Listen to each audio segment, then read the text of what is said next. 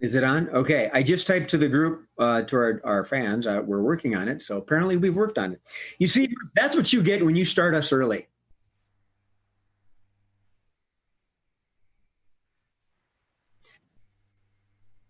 Aww. Rewind. Okay. So I guess that's fine. Okay. Okay. Hi, I'm your host, Jay Sterling. Welcome to that brief. You know, we're not all fun and games here at Scenes from a Hat. A lot of people are deaf. So we had, I don't know, I'm making this up. Mime. It's a tribute to Mime Show. I'm stuck. I'm your host, Jay Sterling. But more importantly, I am joined by someone with a voice, Mark Olson. I ordered a chicken and egg online. I'll let you know. Mr. Adrian Lee. I always tell women they've drawn their eyebrows too high and they always look surprised. Mr. John Bickford. Yeah. If Trump really wanted Hillary locked up, he should have hired her. And last but not least, the lovely Miss Emma Dorfler. 81 doctors walked into a bar. The bartender says, "We don't serve doctors here." And the doctors say, "That's okay. We're just here for a shot."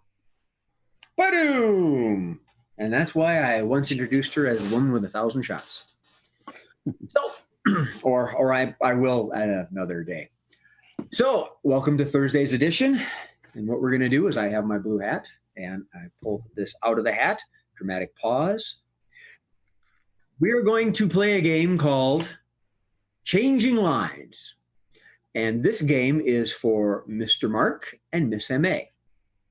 And in this game, what happens is they enact a scene normally, and throughout the process of the game, I tell them change. And that last statement, that last sentence, the last word, whatever they want to use, that portion thereof, they have to create a new line. And I'm going to do it to them repeatedly. So I'm going to get my buzzer ready. And what we have here is Mark and M.A., you are getting, one of you is getting a cell phone repaired, or both of you, whatever. So however y'all want to play it, cool and fruity. Ladies first. M.A., why don't you start us off? Okay, so like my phone doesn't work anymore. Can you help me? Oh, well, what's not working? Well, it just like doesn't do anything. Did you reboot it? I would if I knew what that meant. All right, that means turn it on and off, and then back on again. Oh. Try No, that. I haven't done that. Well, try that and see if it helps. Okay.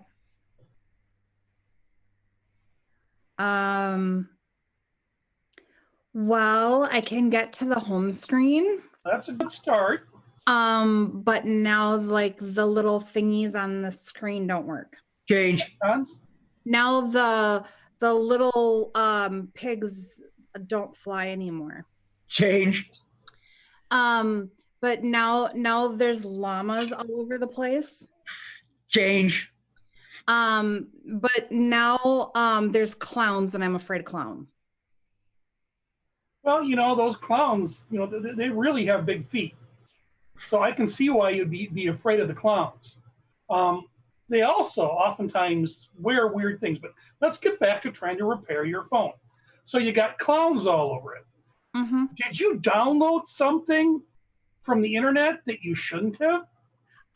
Well, I have TikTok. Well, that could be part of it, because, you know, they're trying to attack everybody. Change. They're trying to get all your information so that they can sway the election that's coming up. Change. They're trying to really get pictures of your décolletage. What? Your cleavage. Oh, yeah. You know, those people in China that started TikTok, that's really all they're about is American women. People say that's my best feature. Well, I standing here, talking with you and trying to figure out your phone. Yeah, I kind of think that's a good feature. I'll agree. Thanks. So, can you get these clowns off of here? Because I really don't want to be scared every time I look at my phone. Okay, well, there's a couple of ways we can get the clowns off. I can completely wipe everything off of the phone. Change. I can completely take that phone and just, take it and do what I'm going to do with this one right here. Change. And I could take that phone and I could just, I could take a gun to it and really just, we'll just get rid of the clowns the old-fashioned way. Change. And the other thing that we could do is we could just take that phone and we could go to my place and I could kind of check out your décolletage and we can fix it so it can take good pictures. Well, would that fix my phone? Well, it would fix something. Did you say come? Okay, stop. Thank you. Well, I'm just going to go along. I mean, wherever she was taking me. Oh, do the magic of normal lighting. I just want you to know that Mark and Adrian are normally a little red. I'm not this red normally. This get friends with Emmy's husband, and I'm going to have to explain a few things later. Wait a minute. It's not after 9 yet. Here, I changed my lighting. I'm less red. John hasn't used profanity once. How cool is that? So. All I did was tell a joke yet. Well, game number 2 is a press conference, and this is for all 4 players. And in this particular game, we have the lovely Miss M.A. Dorfler. She is holding a press conference, and these 3 wonderful reporters are going to ask her questions based on this press conference. Not really. What happens is that the scene starts at the end of M.A.'s press conference, and it is up to these 3 gents to give her clues because M.A. doesn't know who she is and why she's holding the press conference. So I believe our wonderful producer has looked at the chat and has sent the messages to the 3 gents. I'm getting yeses. All right, cool and fruity. All right, M.A., are you ready? Uh-huh. Take it away. So that's it. And I guess they're making me take questions. So whoever wants to ask one, I guess. All right, dude with the hand up. What's your question? I'm Steve from Shamanic Rituals Weekly, and I would like to know how you were able to do that. I'm very flexible. Next question. Yep, you. I'm Shamanic from Steve Central, and I want to know: is this animal now also Canadian? As a goose, yes. Next question. Yeah, you in the red.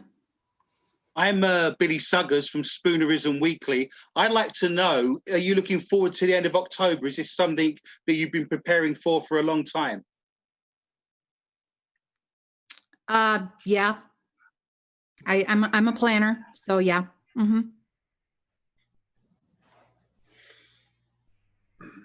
Yeah. You with the hand up, Steve. And why did you turn into that color?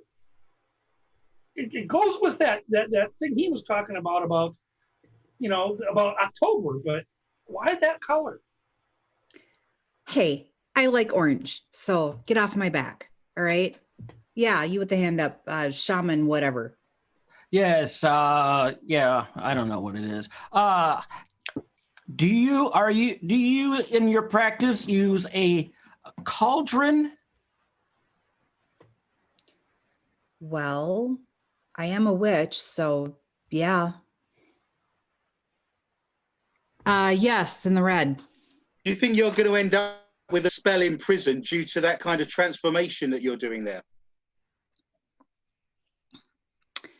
Well, I don't think that witches have been prosecuted since the Salem days, so probably not. Oh boy. The one that doesn't know his name. Yes, don't. Yes. So, is it just that you have a PhD or what? Yes. Yes, I do. Yeah. Okay. The other guy? So what, my one question for you at this point is, do you know what they do to that animal at the end of October? Some of the evil people? I believe it's used for a sacrificial sacrifice. A sacrificial sacrifice? Ritualistic is what I meant to say. Yeah. Have you found yourself having to buy more milk and more squeaky toys? Milk and yes. Mm-hmm. I'm thinking cats maybe. Okay, that's part of it. That's part of it. You're very close when you said witch. I had a good clue, and Murph just sent me one. I can give it to you. Is it true that your magna cum laude is ooh ee ooh ah ah ting tang walla walla bang bang ooh ee ooh ah ah ting tang walla walla bang bang? Someone's got to get that. Fantastic clue.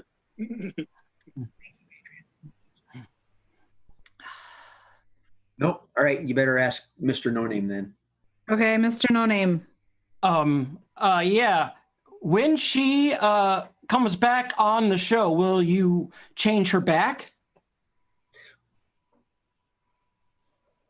That's the plan, yeah. We need her. In the red. Do you think her hair color, that blondie color, will be the same in the fur? Do you think her blonde hair would be the same as it was on the cat? Or do you think it would change color? I think it would probably change. Yeah. Okay. I'll ask another one then. Mm-hmm.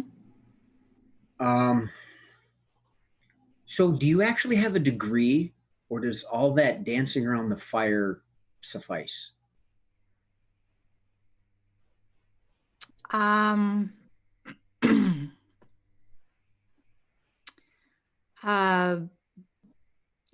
Experience is its own reward, I think, in this situation. All right. She's close. I know she's close. In the red. If you give me the news, I've got a bad case of loving you. Good one.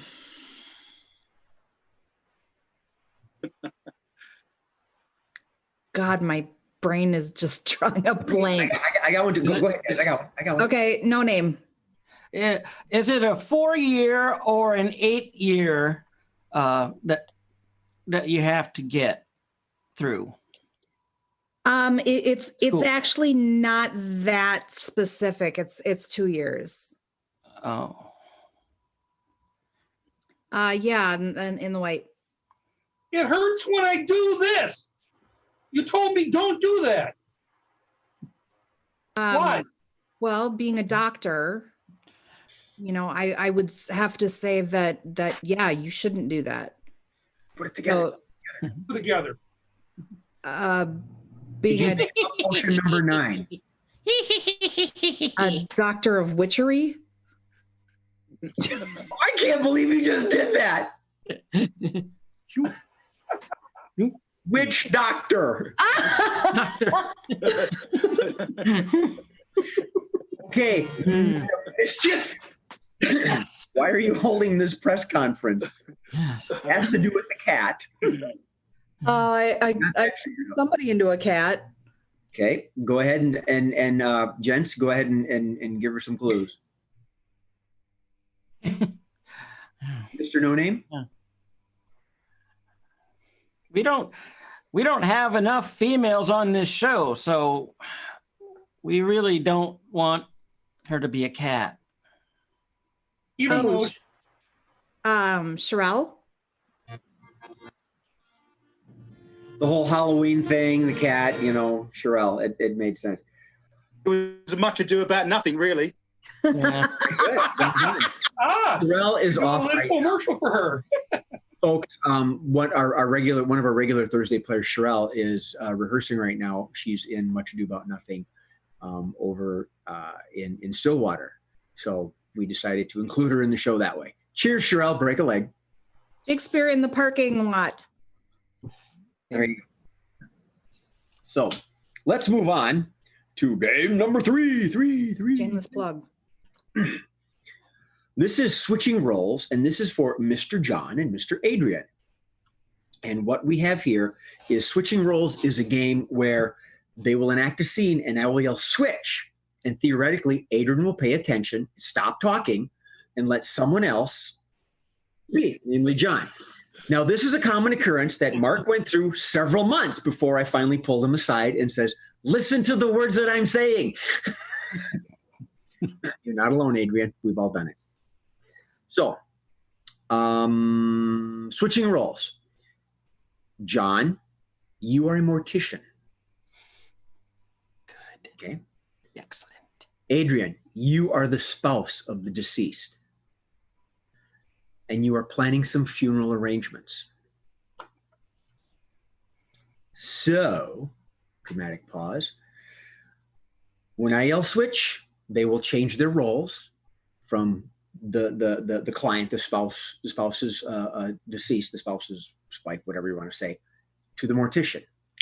All right, and whomever wants to start, take it away.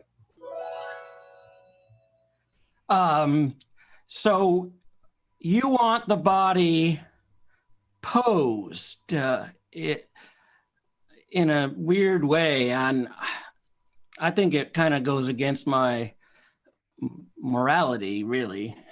You might have to find.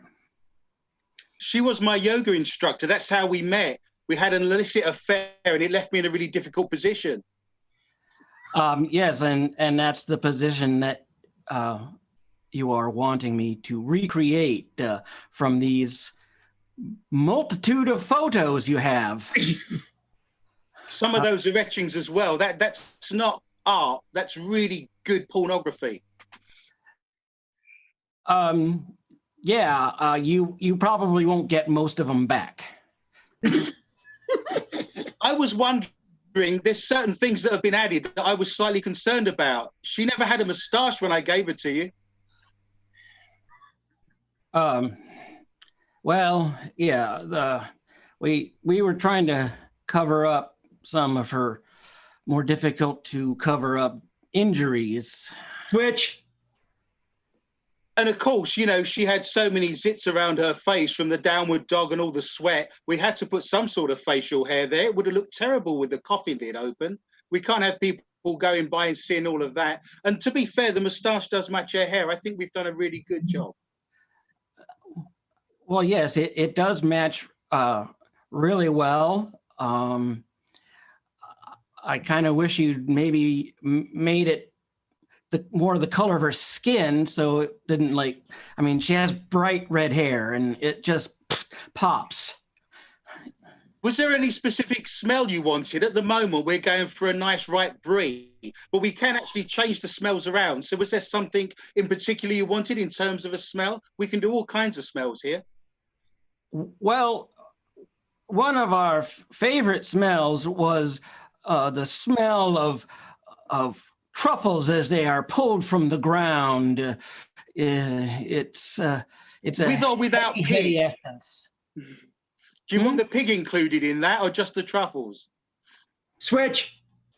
Do you want the pig included in that, or just the truffles? It was hot yoga. The pig was sweating. We were all there together. We're all consenting adults. it was fine. And I think the drawings came out very well. It captured it perfectly. Yeah.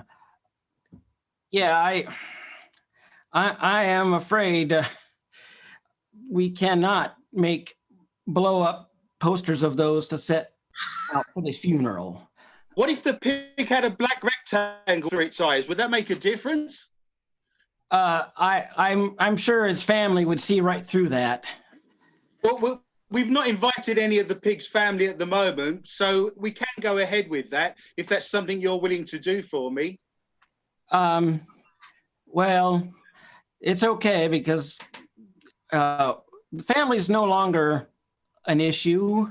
There are some things I'd like you to add to the coffin. If you could place a small key inside there and a little lead soldier, they don't actually mean anything, but in 2,000 years when that body's dug up, it'll get lots of people wondering why, and there'll be PhD papers written. Yeah, I think that's a brilliant idea. Maybe weird inscriptions. Maybe a small car, Millennium Falcon, a little red crown, and Barbie's shoe. And if you can place those in her intestines, that would be fantastic. Switch. Yeah, if you could put those things right into the intestines, that would be excellent. Well, we've got a nice long tube, and I'm willing to blow the end of that. We had a trouble with the X-wing got stuck, and we couldn't manage it all the way in, but I think we've got as far as we can manage. And to be fair, we put a nice little scene around everything down there, and it looks like the Sarlacc pit. Here's what you do about the X-wing. Put in it a little tiny text bubble that says, "Almost there." Okay, good enough. It's seen. Well done, gentlemen. Well done. And I will never think of a Sarlacc pit the same. So,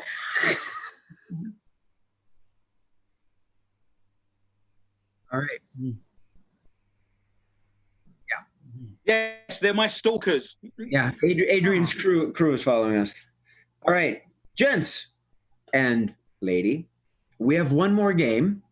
Aww. And I've decided to go out on a limb and do something a bit different today. We're going to play Let's Make a Date, and Adrian is going to be the contestant. So that means he's going to ask the questions, looking for his long-lost love. And the contestants are Mark. Adrian, Mark is bachelor number 1. John will be bachelor number 2, and MA is bachelorette number 3. And the way this game works is that Adrian has 3 rounds of questions. If he can get it in 2, great. 3 rounds of questions, and he has to figure out what the quirk is for each of these individuals. And I think, as I'm looking at my notes, by the by, we are not stalkers, smartass, came from Diane. He said that's Mr. Smartass to you. I don't know. I lost my train of thought. Oh, I've stalled long enough. As our producer sent everything. Mark, John, MA, you got all your quirks and clues? Yes. Okay. I Great. Adrian, you got 2 rounds of questioning, probably 3 if you can do it. Are you ready? I am, sir. Go for it. You're on. This is very exciting. I'm looking forward to finding new and exciting love. Bachelor number 1. I've had a romantic meal with candles, roses, not very tasty, but plenty of nourishment. Where would be the ideal place to take me for a romantic meal? I'm going to take you into the woods, and we're going to eat some stay rations. Wow. I admire your enthusiasm and assiduity, sir. Bachelor number 2. I've tried Belgium kissing. It's a lot like French kissing, but there's more phlegm involved. Where would be the best place to kiss me on a first date, sir? Well, right in the back seat of this here Chrysler Cordova. It's got leather seats, 110,000 miles on the odometer, original. My sister Plymouth was conceived in the back of her car. Contestant number 3. I really like camping, and I like spending the evening in an oxygen tent. If you were to go camping, whereabouts would be the romantic place to go camping? Well, first of all, don't take that tone with me because I have had just about enough of you. Okay. I have been on the phone for 10 hours straight, and I have 2 more hours to go on my shift. So, just ask whatever questions you want to ask, and just let's get off the phone, please. Have we been married? Contestant number 1. I'm a bit of a sportsman. I once mistook the high hurdles for the low hurdles, and I shattered my personal best. Whereabouts would be the best place to go on a first date to see a sporting event? Well, I think we'll go out to the camp obstacle course, and not only will you be seeing it, you will be participating. You will be running the course. I look forward to that. Anything that gets the blood pumping, I'm happy to embrace. Contestant number 2. I thought that Little Red Riding Hood was a Russian contraceptive. So can you tell me the ideal fairy tale if we were to go on a date? So what I'm hearing is you would like the underbody treatment for this. That's what I'm hearing. Is that extra? Well, I can cut you a bit of a deal, wink. That's very kind of you. I appreciate everything I can get at this stage. Contestant number 3. My lovemaking is so good that when I'm finished, the neighbors are smoking. Can you tell me what you're good at in the bedroom, please? Well, I think that's a bit of a personal question, and has nothing to do with my job. So, I have been dealing with customers all freaking day, and I have had enough. I've really had enough, and I'm going to quit this stupid job. I don't need it anyway. Fantastic. That's what I like to hear from the fire service. So, 2 questions. You got it, Adrian, or you want to go for a third round? Let me try on the couple that I'm a little unsure of. Let's go back to number 1. I used to play on the linoleum when I was a kid. What musical instrument are you good at? I'm good at my good old-fashioned M1 rifle. I will take you down, and I will teach you how to break it down and build it back up, and you will do it in 1 minute. I'm guessing that's a percussion. Is that percussion instrument? Yes. I think Mark is either a very angry drill sergeant, or did I get that? You're a drill sergeant. It is. Yep.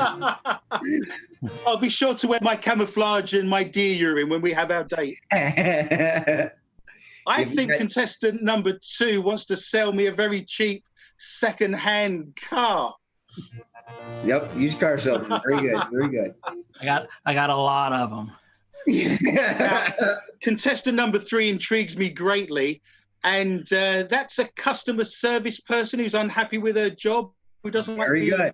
Very perfect. good. What fantastic clue. Adrian's first round, first time guessing. Well done. I'll Very date nice. everybody. Everyone can come on a date. We'll have a great time. Right. So, yep, and be wary of John and his little red Corvette. So, ladies and gentlemen, My car. was that it? Gee, I'm sorry. Ladies and gentlemen, folks, thank you very much for joining us on this Thursday snippet. I'm your host, Jay Sterling, and we look forward to joking around with you again next Thursday. But that'll have to wait. And so I say goodbye, but more importantly, I am joined in my farewells by Mr. Mark Olson. I'm so good at sleeping, I can do it with my eyes closed. Yeah. Mr. Adrian Lee. If MA's flexible, does that mean she can only do Wednesdays and Fridays? Mr. John Bickford. I got nothing. And Miss May Dorfler. I drink, therefore I am. On behalf of our host, Mr. Steve, I'm so good I scream my own name, Murphy. I want to wish you all a fond farewell and have a groovy evening and laugh at something before it laughs at you. Good night, everybody.